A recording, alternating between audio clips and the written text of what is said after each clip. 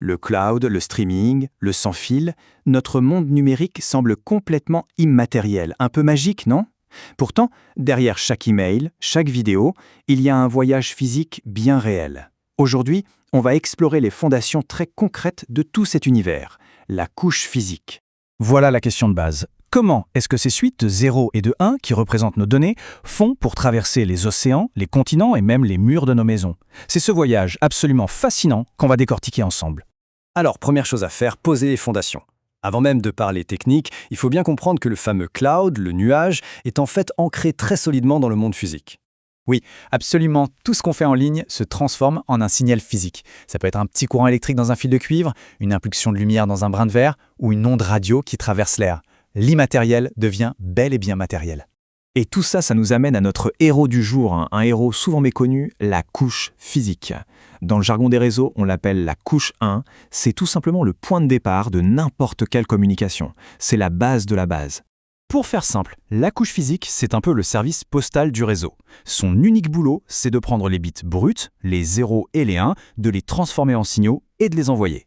Elle ne se demande pas si c'est un email ou une vidéo. Non, tout comme le facteur ne lit pas notre courrier, son seul but, c'est de livrer le paquet d'un point A à un point B. Et pour accomplir cette mission, elle suit une sorte de plan d'action bien précis. D'abord, le codage. On traduit les bits en un signal. Ensuite, la synchronisation. Il faut être sûr que celui qui envoie et celui qui reçoit parlent au même rythme. Puis, on définit le matériel. Quelle prise on utilise, quel type de route le signal va prendre. Alors, commençons par la route la plus répandue, celle que la plupart d'entre nous ont à la maison ou au bureau. Les bons vieux câbles en cuivre. C'est vraiment le cheval de bataille de la majorité des réseaux locaux. Le cuivre, c'est le choix de la raison. Pourquoi? Parce qu'il n'est pas très cher et qu'il est simple à mettre en place. Mais il a ses défauts. Comme il utilise l'électricité, il peut être perturbé par d'autres appareils. Et puis, le signal s'essouffle assez vite avec la distance. C'est un éternel compromis entre le coût et la performance. Ce tableau est super intéressant parce qu'il montre comment on a géré ce problème d'interférence. D'un côté, on a l'UTP, le plus courant, sa protection est basique, juste des fils torsadés. Si on est dans un environnement plus bruyant, comme une usine, on passe au STP, il a un blindage en métal en plus, mais du coup, il est plus cher.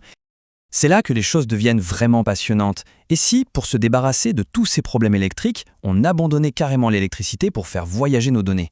Bienvenue dans le monde de la fibre optique. Ici, les données ne sont plus des électrons qui se baladent dans un fil, mais des impulsions de lumière qui filent à travers de minuscules brins de verre. C'est un changement de dimension total.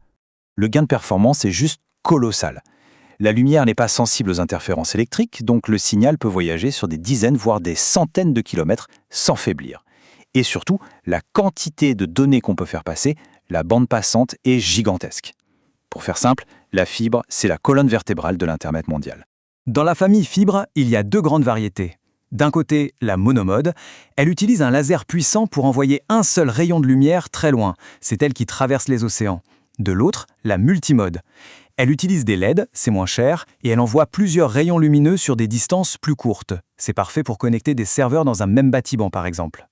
Ok, on a vu les routes en cuivre, les autoroutes de lumière. Il nous reste une troisième grande voie de communication, les ondes radio. Le sans-fil, c'est la promesse de la liberté, de la mobilité, en utilisant l'air comme support. Bon, le Wi-Fi, je pense que tout le monde connaît. C'est la technologie qui a libéré nos ordinateurs et nos téléphones à la maison ou au bureau. C'est la star incontestée des réseaux locaux sans aucun câble. Juste à côté, on a son petit cousin, le Bluetooth. Lui, son domaine, c'est pas vraiment l'accès à Internet, c'est de connecter tous nos appareils personnels sur de toutes petites distances. Nos écouteurs, nos montres, nos claviers. C'est le roi de notre bulle technologique personnelle. Et quand on sort de chez soi, on a deux options principales, la 4G et la 5G qui couvrent de larges zones géographiques avec une très bonne réactivité. Et puis il y a le satellite qui peut couvrir la planète entière, mais avec un petit délai, ce qu'on appelle la latence, parce que le signal doit faire un long voyage vers l'espace. Le choix dépend vraiment de là où on se trouve. Et voilà, on a fait tout le chemin. On est parti d'un simple 0 ou 1 et on a vu les trois grandes routes physiques qu'il peut prendre pour voyager. Les fils de cuivre, les brins de lumière et les ondes radio. Cette phrase, elle résume parfaitement tout ce qu'on vient de voir. Notre univers numérique, qu'on imagine si abstrait, repose en fait entièrement sur ces fondations bien matérielles, sur une ingénierie incroyable qui fait voyager l'information. Ce qui nous amène à une toute dernière question pour la route. À l'heure du tout sans fil, est-ce que les câbles sont condamnés à disparaître? Eh bien, pas si vite. Il ne faut jamais oublier que chaque antenne Wi-Fi, chaque tour 5G est elle-même reliée au réseau par un câble. Le sans fil n'est souvent que le tout dernier maillon d'une chaîne très longue et bien physique. C'est une idée à garder en tête.